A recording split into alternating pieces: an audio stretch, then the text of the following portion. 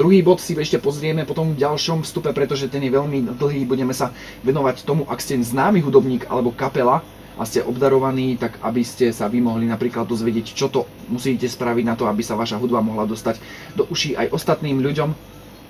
Áno, tak ešte by som chcela povedať k našim SMS-kám, pretože ich tu máme ešte zo pár, takže by sme ich mohli prečítať však. Môžeš. Tak a posledná od tohto poslucháča Smejka. Dočkam sa nejakého toho hip-hopu made in Slovakia, ak chápete, však ale dúfam, že áno. Chápeme, čo chceš povedať a my sme vybrali príbeh, ktorý je hrávaný.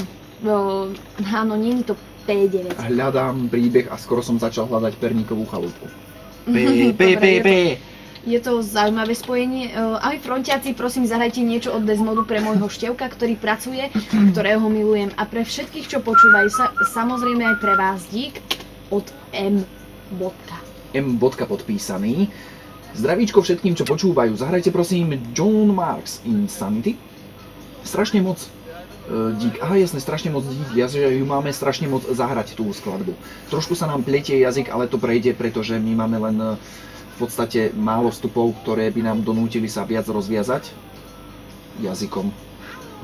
Ahoj Kaj Frontinko, zahraj nám balkánsku muziku, dúfam, že viete, tak riadne podláhy. Ha.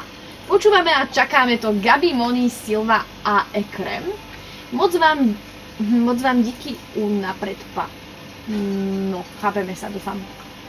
By sme si mohli zahrať konečne niečo Slovak hip-hop a čo ešte také k tomu dodať?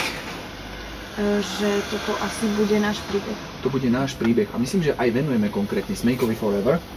Áno, lebo chcel nejaký slovenský hip-hop, made in Slovakia. A ten si momentálne zahráme v rádiu Frontinus 23 hodín 27 minút. Tak nech sa páči príjemné počúvanie Tina versus Rytmus.